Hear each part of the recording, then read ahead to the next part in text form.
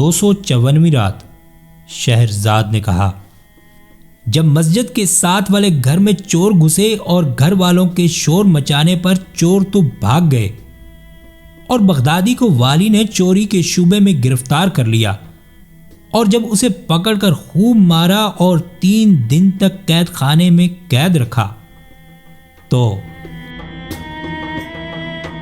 جب والی اس کو 3 دن قید میں رکھ کر خوب مار چکا اور وہ مرنے کے قریب پہنچ گیا تو اس کے بعد والی نے پوچھا کہ تو کہاں کا رہنے والا ہے؟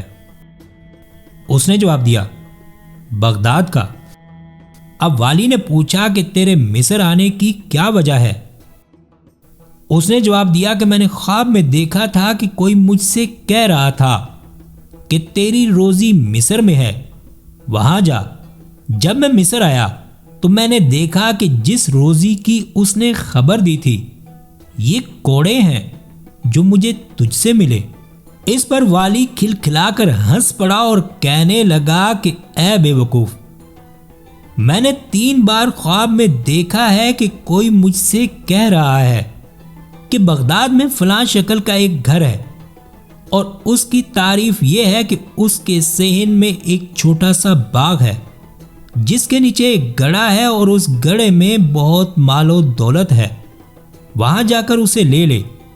مگر میں وہاں نہ گیا اور تو اپنی بے وقوفی اور محض ایک خواب کی بنا پر جو پریشان خیال ہے شہر شہر سفر کرتا پھرتا ہے۔ یہ کہہ کر اس نے اسے کچھ درم دیے اور کہا کہ ان کی مدد سے تو اپنے وطن چلا جا، اور انہیں لے کر وہ شخص بغداد واپس چلا گیا۔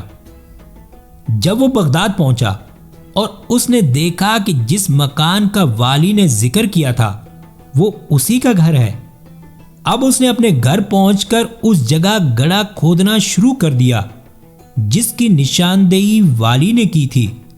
اب وہ کیا دیکھتا ہے کہ اس جگہ ایک خزانہ موجود ہے جس کو پا کر وہ مالدار ہو گیا اور اس کی غربت کے دن جاتے رہے۔ اس طرح خدا نے اس کی روزی میں برکت دی، اور یہ عجیب و غریب اتفاق ہے۔ اب شہرزاد نے بادشاہ شہریار سے کہا، اے بادشاہ، اگر تجھے نیند نہ آتی ہو تو میں تجھے خلیفہ متوکل اور اس کی محبوبہ کی کہانی سناتی ہوں۔ بادشاہ شہریار نے کہا، ہاں سنا۔ شہرزاد نے کہا، اے نیک بخت بادشاہ سن۔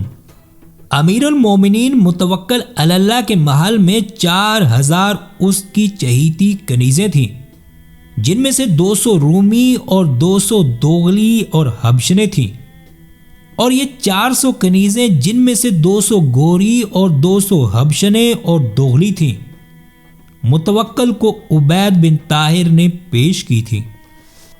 ان کنیزوں کے علاوہ جو بصرے کی دوغلی کنیزیں تھیں، ان میں ایک کنیز تھی جس کا نام محبوبہ تھا اور جو حسن و جمال اور آب و تاب میں یکتا تھی۔ وہ عود نوازی میں استاد، گانے میں لاجواب، شاعرہ اور خوش خط تھی۔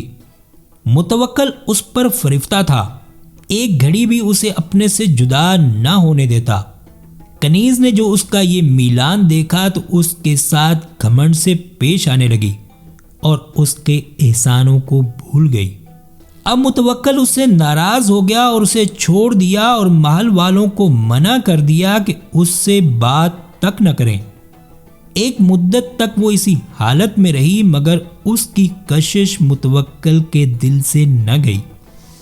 ایک صبح کو اس نے اپنے مصاحبوں سے کہا کہ میں نے رات خواب میں دیکھا ہے کہ مجھ میں اور محبوبہ میں صلح ہو گئی ہے۔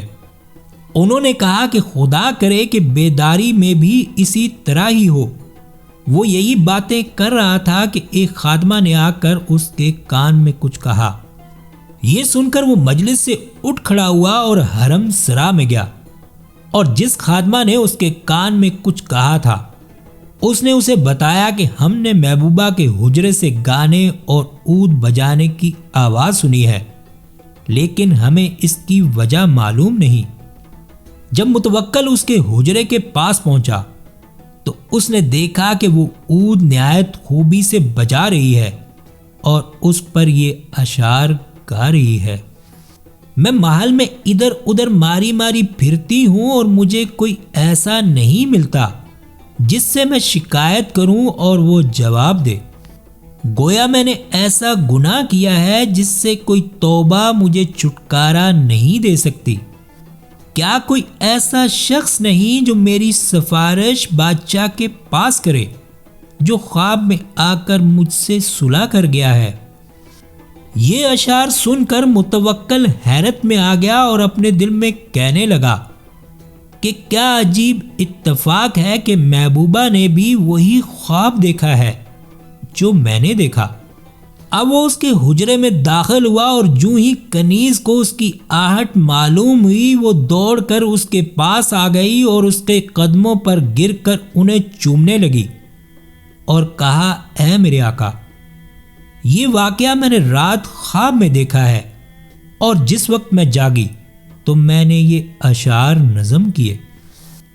متوکل نے کہا کہ خدا کی قسم، میں نے بھی ایسا ہی خواب دیکھا ہے، اور دونوں نے ایک دوسرے کو گلے لگا کر آپس میں صلح کر لی، اور متوکل 7 دن رات برابر اس کے ساتھ رہا، اور اس کے بعد ان کی حالت پہلے کی طرح ہو گئی۔ لوگوں کا بیان ہے کہ جب متوکل کا انتقال ہوا تو سوائے محبوبہ کے تمام کنیزوں کو صبر آ گیا اور وہ مرتے دم تک غمگین رہی اور اس کے پہلو میں دفن ہوئی۔ خدا ان دونوں پر رحمت بھیجے۔ جب شہرزاد خلیفہ متوکل اور اس کی کنیز کی کہانی بیان کر چکی تو اس نے کہا، اے بادشاہ، ایک کہانی جو مجھے یاد پڑتی ہے وہ ایک آبنوس کے گھوڑے کی کہانی ہے، کیا میں بیان کروں؟ اس نے کہا، ہاں بیان کر۔ شہرزاد نے کہنا شروع کیا کہ پرانے زمانے میں ایک عظیم الشان اور بڑے دبدبے والا بادشاہ تھا۔ اس کی 3 بیٹیاں تھیں جو چاند کی طرح خوبصورت اور باغ کی طرح شگفتہ تھیں، اور ایک بیٹا چندے آفتاب چندے ماتاب۔ ایک دن جب کہ بادشاہ حکومت کی کرسی پر بیٹھا ہوا تھا، 3 حکیم آئے۔ تینوں حکیم وضاقتہ سے پڑھے لکھے اور اپنے فن کے ماہر تھے۔ ان میں سے ایک کے پاس سونے کا مور تھا اور دوسرے کے پاس پیتل کا ایک بگل تھا، اور ان میں سے ایک کے پاس ہاتھی دانت اور آبنوس کا گھوڑا تھا۔ بادشاہ نے پوچھا کہ یہ کیا چیزیں ہیں اور ان میں کون سے فائدے ہیں؟ مور والے نے کہا کہ یہ مور دن رات ہر گھڑی گزرنے پر اپنے بازو پھڑپھڑاتا ہے اور آواز دیتا ہے۔ بگل والے نے کہا کہ یہ بگل شہر کے دروازے پر رکھ دیا جائے تو شہر پر پہرا دے گا۔ اگر شہر میں کوئی دشمن آئے گا تو یہ بگل خود بخود بجنے لگے گا اور لوگ دشمن کو پہچان لیں گے اور وہ پکڑا جائے گا۔ گھوڑے والا بولا، اے میرے مولا، اس گھوڑے میں یہ صفت ہے کہ اس کا سوار جہاں چاہے پہنچ سکتا ہے۔ بادشاہ نے کہا کہ میں تمہیں اس وقت انعام دوں گا کہ پہلے ان کا تجربہ کر لوں۔ اب شہرزاد کو ثبوتی دکھائی دی اور اس نے یہ کہانی بند کر دی۔